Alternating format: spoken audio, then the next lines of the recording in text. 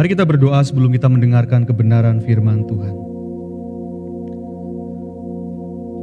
Bapa yang di sorga, kami bersyukur buat kebaikan-Mu. Terima kasih untuk hari ini kami boleh memuji dan memuliakan nama Tuhan. Kami percaya setiap kami yang hadir pada hari ini rindu diberkati oleh kebenaran firman Tuhan. Kami percaya Engkau urapi hamba-Mu yang tidak ada apa-apanya ini, kiranya urapan yang baru dari ujung kepala sampai ujung kaki boleh menyertai hamba-Mu. Untuk hamba-Mu boleh dilayakkan menyampaikan kebenaran firman Tuhan. Kami percaya kami semua siap mendengar firman Tuhan. Biarlah firman Tuhan dibagikan menjadi kehidupan bagi kehidupan rohani kami. Terima kasih Bapa. Di dalam nama Tuhan Yesus kami berdoa dan mengucap syukur. Haleluya. Amin. Puji nama Tuhan. Shalom saudara. Selamat pagi. Kita semua siap mendengar firman Tuhan. Amin. Tema firman Tuhan hari ini saya berikan judul penundaan. Saya akan membacakan di dalam Yohanes 2 ayat yang ke-1 sampai dengan yang ke-4, demikian firman Tuhan. Pada hari ketiga ada perkawinan di Kana yang di Galilea, dan ibu Yesus ada di situ. Yesus dan murid-muridnya diundang juga ke perkawinan itu. Ketika mereka kekurangan anggur, ibu Yesus berkata kepadanya, mereka kehabisan anggur. Kata Yesus kepadanya, kepada ibunya, mau apakah engkau daripadaku ibu? Saatku belum tiba. Saudara yang dikasihi Tuhan, kehabisan anggur merupakan masalah yang serius pada masa itu. Ini berkaitan dengan nama baik sang pemilik pesta yang dipertaruhkan. Kehabisan anggur merupakan aib yang memalukan.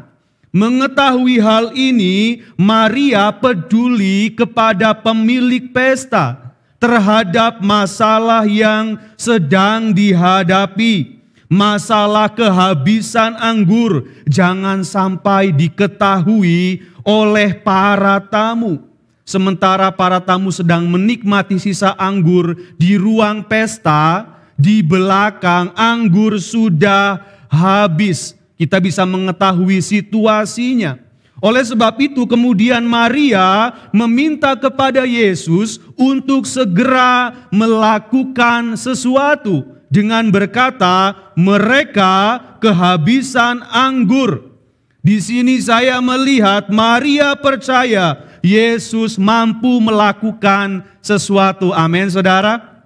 Saudara yang dikasihi Tuhan, bukankah firman-Nya berkata, setiap orang yang meminta menerima.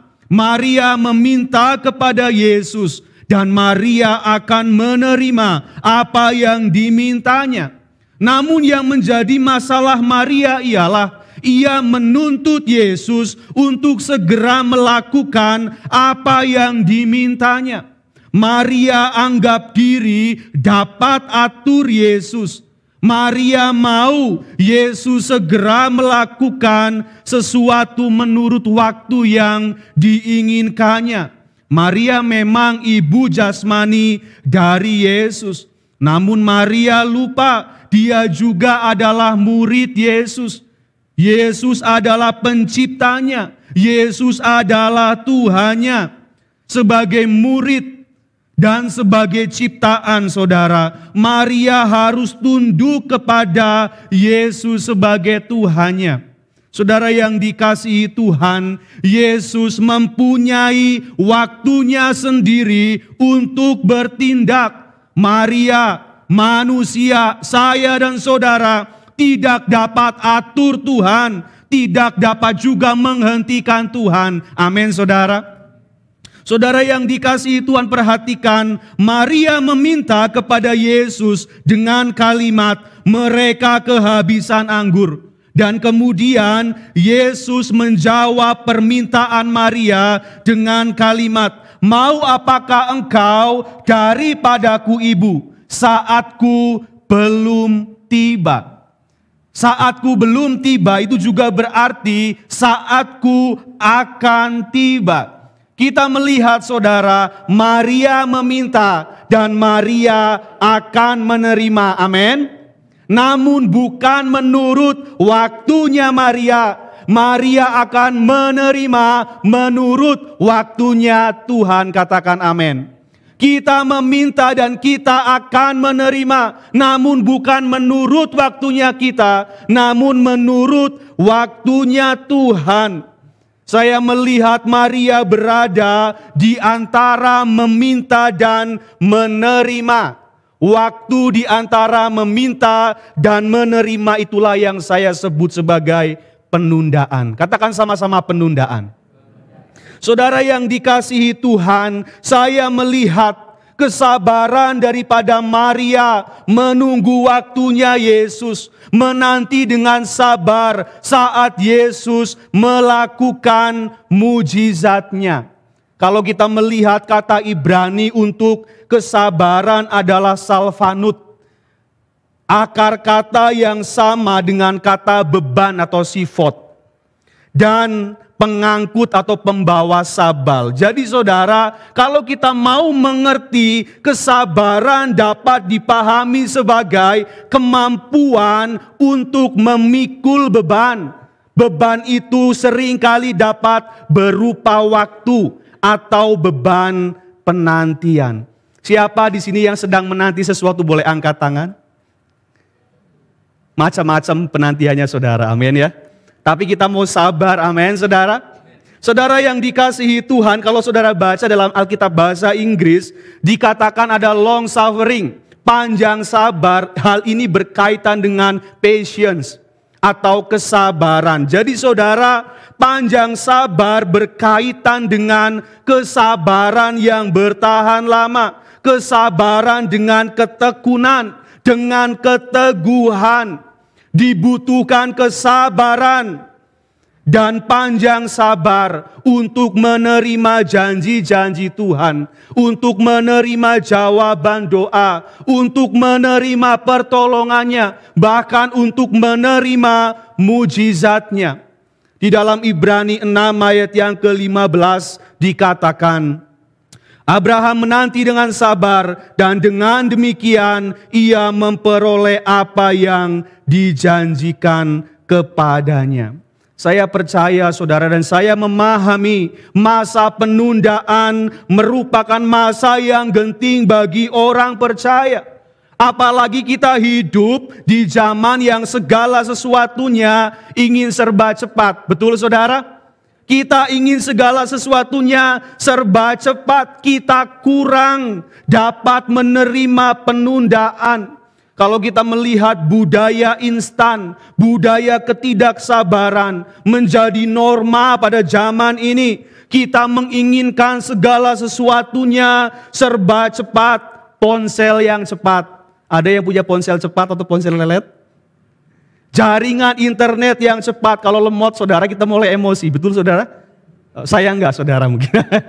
Enggak saudara, sama. Kita sama kadang-kadang kurang sabar. Saudara yang dikasihi Tuhan, penurunan berat badan yang cepat, yang instan, pelayanan yang cepat, pengiriman yang cepat, perjalanan yang cepat, dan jawaban yang cepat. Segala sesuatunya ingin serba cepat. Kalau saudara perhatikan, sesuatu yang lambat seringkali atau bahkan dianggap sebagai sebuah kesalahan. Benar saudara? Cepat itu benar, lambat itu salah. Namun kenyataannya tidak demikian saudara. Kita perlu berhati-hati. Cepat tidak selalu benar. Demikian juga lambat tidak selalu salah. Cepat bisa benar, bisa salah. Tergantung pada konteksnya. Demikian juga lambat bisa salah tetapi juga bisa benar.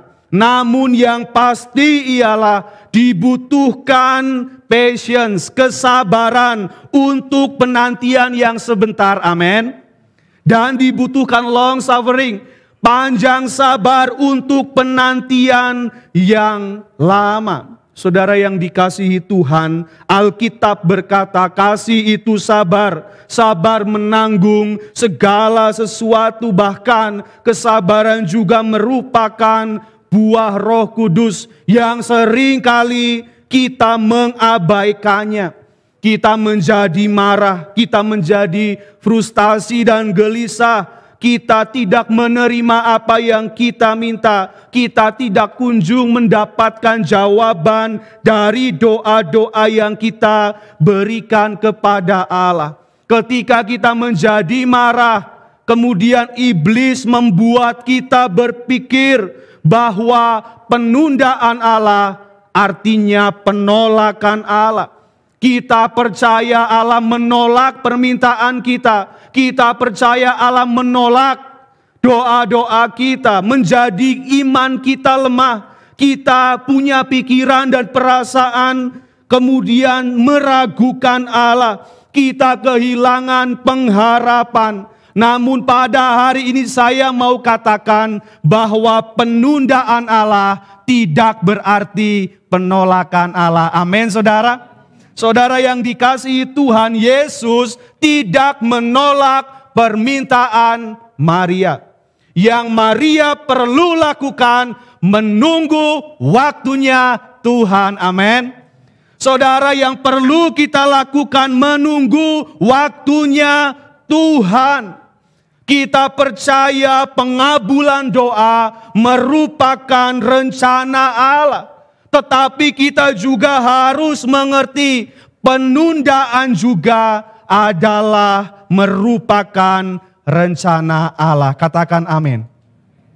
Saudara, kalau kita melihat, saya banyak melihat saudara, seringkali penundaan atas jawaban doa justru memberi berkat yang lebih besar daripada pengabulan doa itu sendiri. Saya rasa di dalam hikmat-Nya yang tidak terbatas, Allah tidak hanya menghendaki jawaban atau pengabulan doa, tapi Allah juga menghendaki penundaan karena punya tujuan. Mari kita melihat bersama-sama tujuan daripada penundaan. Boleh minta air? Sorry. Ya, terima kasih.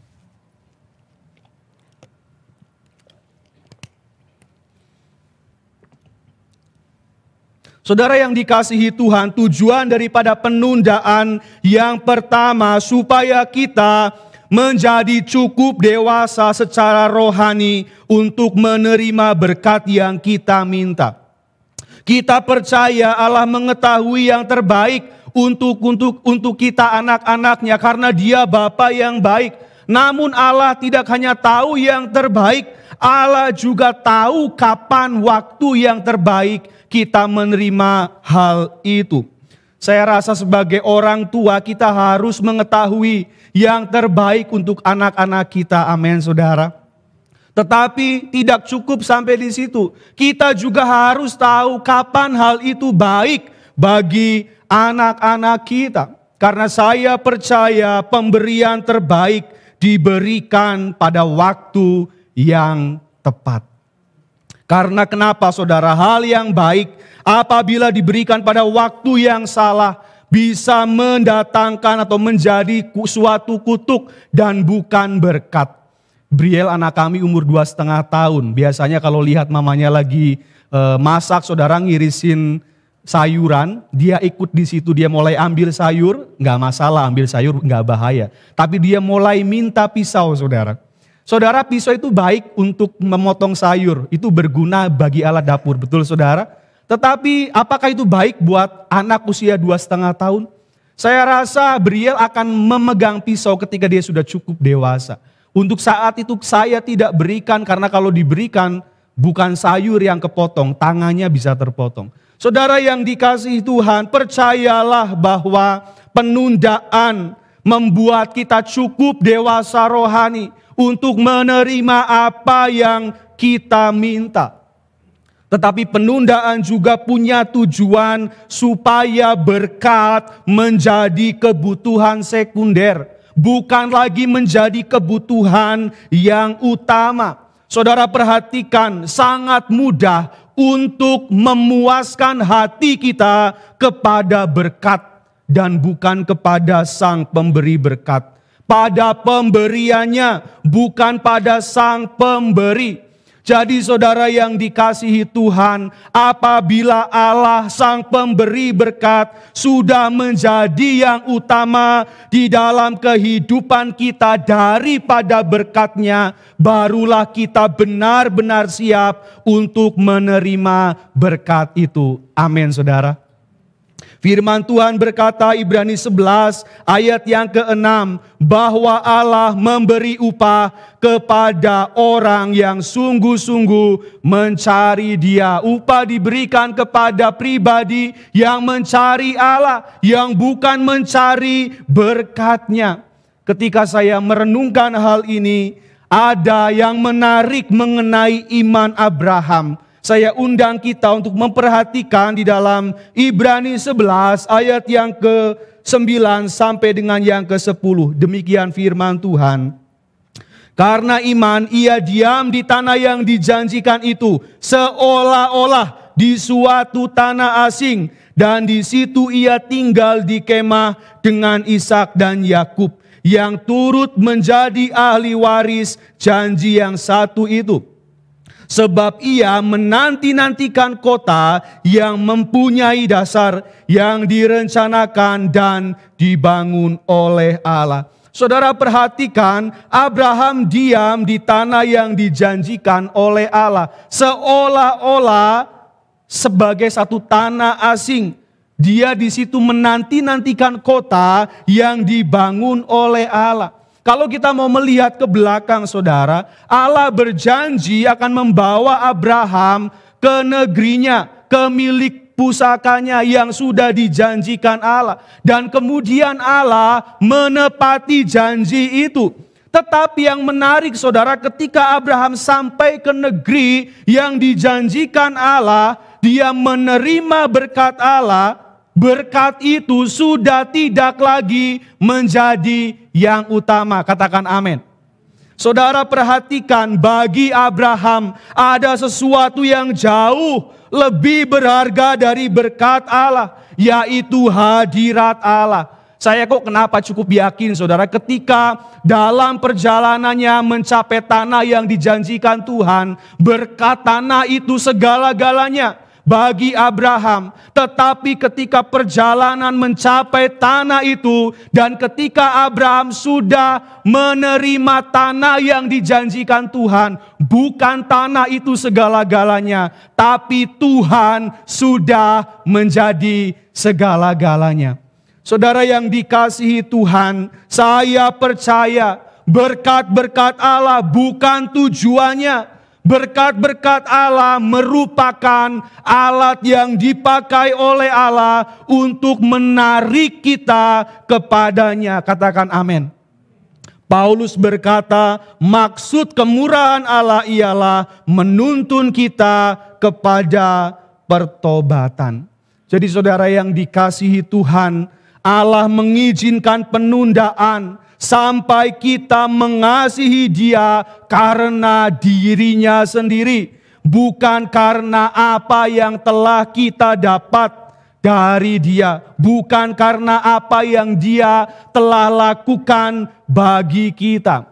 Seseorang berkata, sampai kita mencari wajah-Nya dan bukan mencari tangannya. Saudara yang dikasihi Tuhan, mari kita melihat tokoh iman dalam perjanjian lama. Ujian yang begitu berat yang telah dialami oleh Ayub, diakhiri dengan suatu kepercayaan iman yang sangat teguh. Ayub berkata, meskipun engkau membunuh aku tetap percaya kepadamu. Though he slay me, yet will I trust in him. Saudara yang dikasihi Tuhan, ketika saya membaca, saya menemukan tulisan Stephen Tong. Dia berkata mengenai ayat ini, jika yang membunuh adalah Allah, tetap lebih baik daripada hidup bahagia yang diberikan oleh iblis.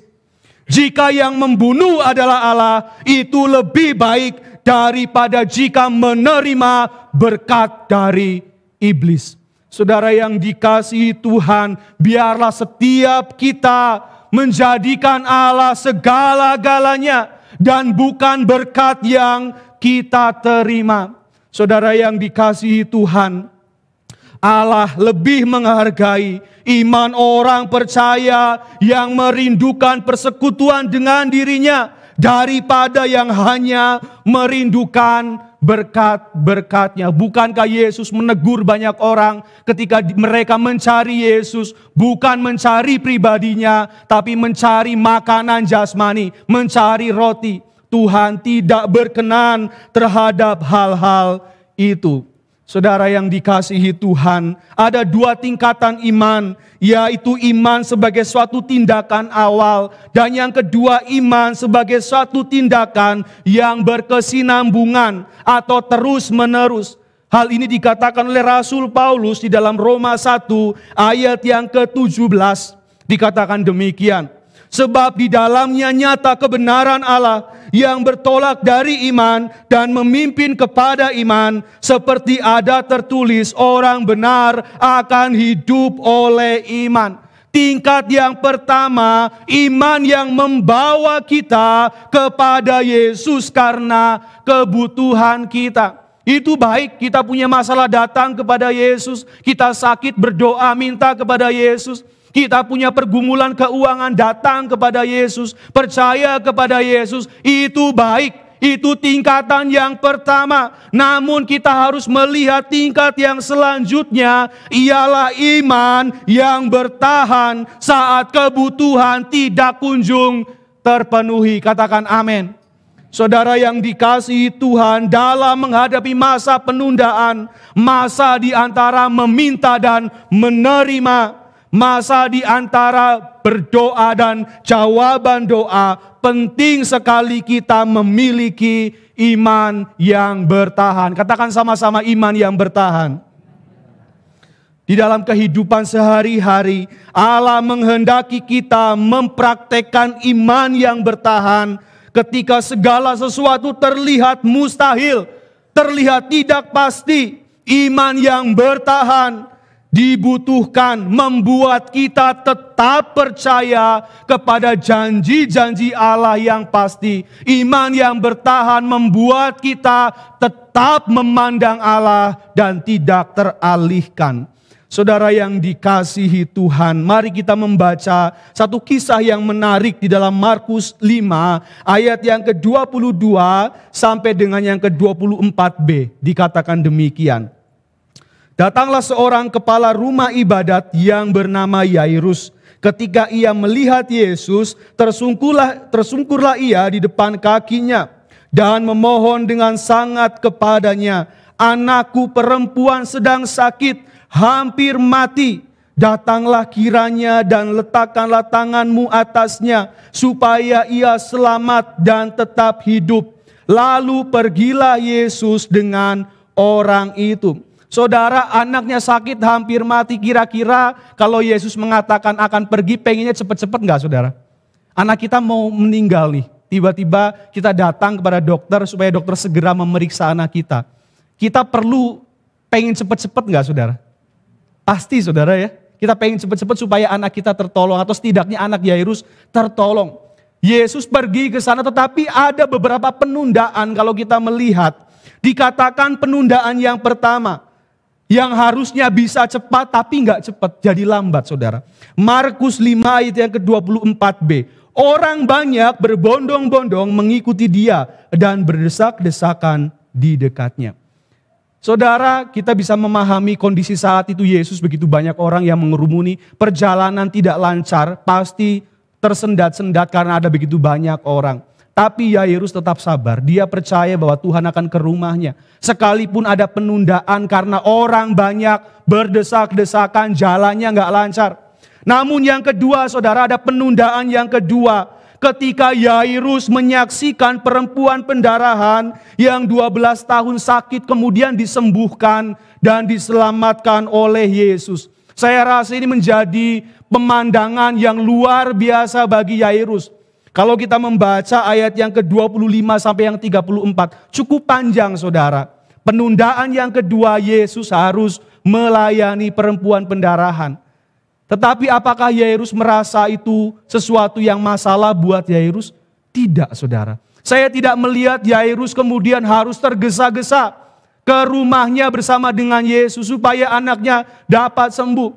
Ada 2 penundaan, bahkan 3 penundaan. Kalau kita membaca di dalam Markus 5 ayat yang ke-35 dikatakan, ketika Yesus masih berbicara, datanglah orang dari keluarga kepala rumah ibadat itu dan berkata, "Anakmu sudah mati. Apa perlunya lagi engkau menyusahkan guru?"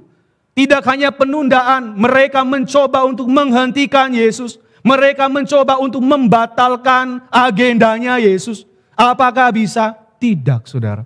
Kalau kita melihat, sekalipun mereka menunda bahkan hendak membatalkan perjalanan Yesus, apa yang Yesus katakan kepada Yairus? Markus 5 ayat yang ke-36. Tetapi Yesus tidak menghiraukan perkataan mereka dan berkata kepada kepala rumah ibadat, "Jangan takut," apa?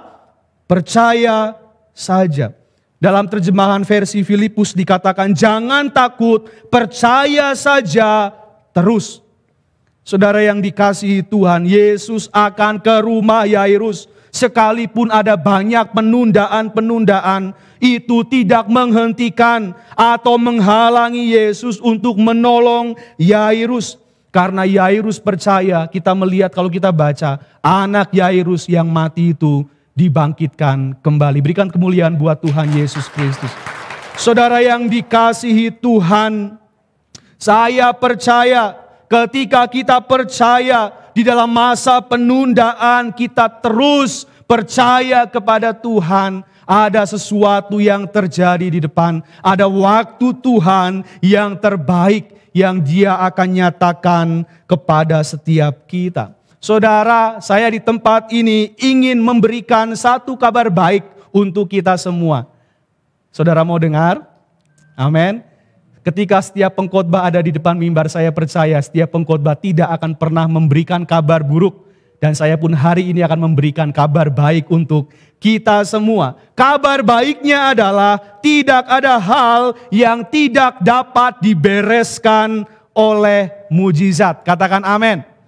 Saudara, mujizat, dengan mujizat semuanya beres. Masalah yang tidak dapat kita bereskan dapat dibereskan dengan mujizat.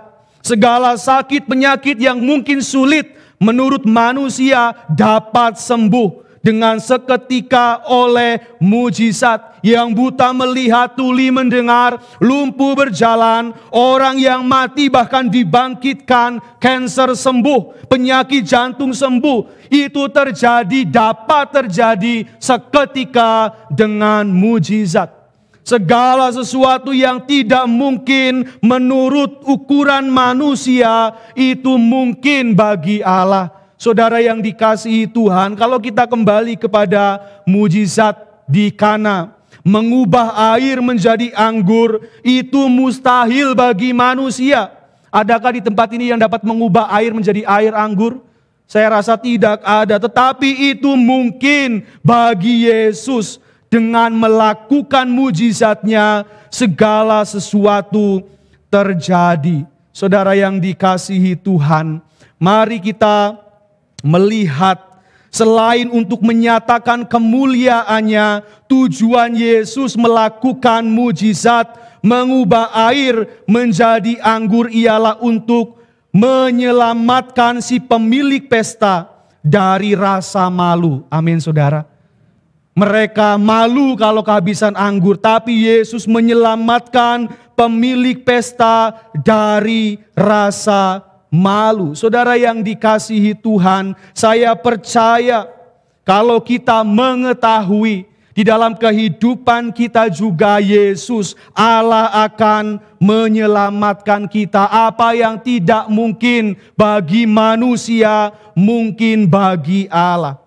Seseorang mendefinisikan mujizat sebagai tindakan Allah menggerakkan apa yang tidak dapat digerakkan, membangun apa yang tidak mungkin dibangun, menghancurkan apa yang tidak dapat dihancurkan. Saudara, kalau perhatikan di dalam Alkitab, biasanya gunung-gunung itu digunakan untuk melambangkan rintangan dan hambatan. Gunung-gunung melambangkan objek-objek yang tidak tergoncangkan, masalah-masalah yang tidak teratasi. Ketika Nabi Yesaya berbicara tentang satu masa ketika umat Israel akan dibebaskan dari perbudakan dan dipulangkan ke negeri asal mereka. Tetapi kemudian di dalam perjalanannya pulang, mereka melalui banyak gunung yang merintangi mereka. Yesaya kemudian berfirman di dalam Yesaya 49 ayat yang ke-11. Aku akan membuat segala gunungku menjadi jalan, dan segala jalan rayaku akan kuratakan. Saya mau katakan pada hari ini, apapun gunung persoalan saudara saat ini, Yesus berkata, tidak ada yang mustahil bagi orang yang percaya. Katakan amin, saudara. Jika kita percaya, tidak ada apapun yang dapat menghalangi kita mengalami kehendak Allah, mengalami mujizatnya. Siapa yang rindu mengalami mujizat Tuhan pada hari ini boleh lambaikan tangan. Saudara yang dikasihi Tuhan, satu kabar terakhir yang baik untuk kita semua. Tahukah kita bahwa setiap perintah Allah itu adalah janji? Saudara perhatikan, Allah tidak pernah meminta kita melakukan sesuatu yang tidak sanggup kita lakukan. Bersama dengan perintah diberikan juga kemampuan untuk mentaatinya. Saya mengutip doa Agustinus, dia berkata, Tuhan perintahkanlah apa yang kau kehendaki dan berikanlah apa yang kau perintahkan. Doa Agustinus menyatakan bahwa Allah tidak hanya memberi perintah, tetapi Allah juga memberi kemampuan untuk melakukan apa yang diperintahkannya. C.S. Lewis berkata, Allah menyuruhnya terbang dan dia memberi aku sayap. Saudara yang dikasihi Tuhan, ketika Yesus berdiri di depan kubur Lazarus, ia memberi perintah yang mustahil. Dikatakan, Lazarus keluarlah. Ini orang mati, saudara, disuruh keluar. Tetapi apa yang terjadi? Lazarus keluar, amin. Kenapa, saudara? Karena pada saat waktu Yesus mengeluarkan perintah, pada saat yang sama juga Yesus memberi kuasa untuk melakukannya. Dan pada bagian lain ketika Yesus bertemu dengan seorang yang mati sebelah tangannya, dan kemudian Yesus memberi perintah, ulurkanlah tanganmu. Ini tangannya mati, saudara, nggak bisa gerak, suruh diulurin. Tetapi apa yang terjadi? Mustahil bagi manusia, tetapi tidak mustahil bagi Tuhan. Matius 12 ayat yang ke-13 berkata, lalu kata Yesus kepada orang itu, ulurkanlah tanganmu. Dan ia mengulurkan tangannya, maka pulihlah tangannya itu dan menjadi sehat seperti tangannya yang lain. Saudara perhatikan, bersamaan dengan perintah diberikan juga kuasa untuk mentaatinya. Inilah yang membuat semua perintah Allah menjadi janji. Amin, saudara. Dan yang terakhir, untuk menerima janji Allah, kita harus melakukan perintahnya. Katakan amin. Di dalam masa penundaan, percayalah kepada Allah, amin. Carilah Allah, amin. Milikilah iman yang bertahan, amin.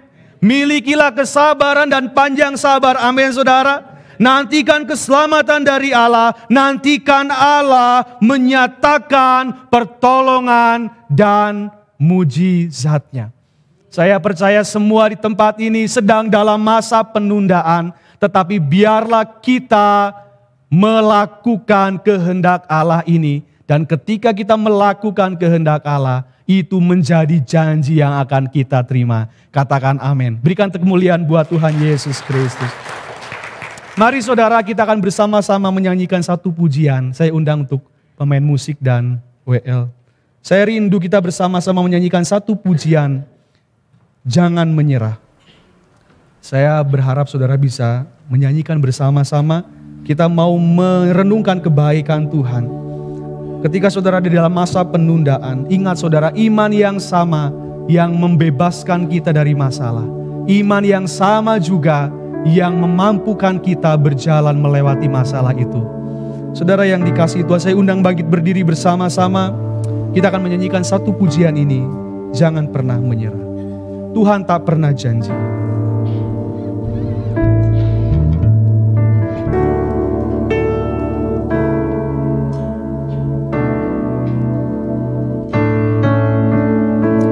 Amin. Kami percaya Tuhan, Kau hadir di tempat ini. Kau menjamah setiap kami. Tuhan tak pernah janji langit selalu biru, tetapi Dia berjanji selalu menyertai. Tuhan tak pernah janji jalan selalu rata, tetapi Dia berjanji berikan kekuatan. Jangan pernah menyerah, jangan berputus asa. Mujizat Tuhan ada saat hati menyembah. Jangan pernah menyerah, jangan berputus asa. Mujizat Tuhan ada bagi yang setia dan percaya. Mari saudara, dari awal kita nyanyikan bersama-sama. Tuhan tak pernah janji.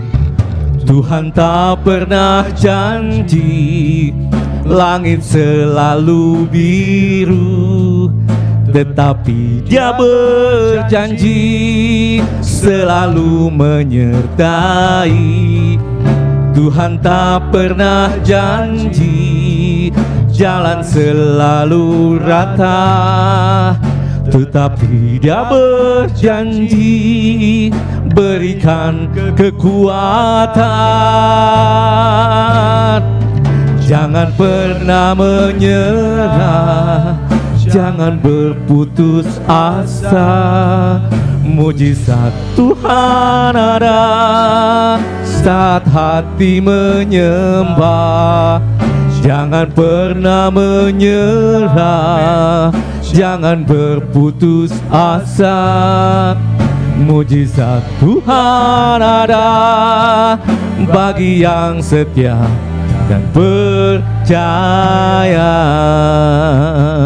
Biarkan musik mengalunkan musiknya.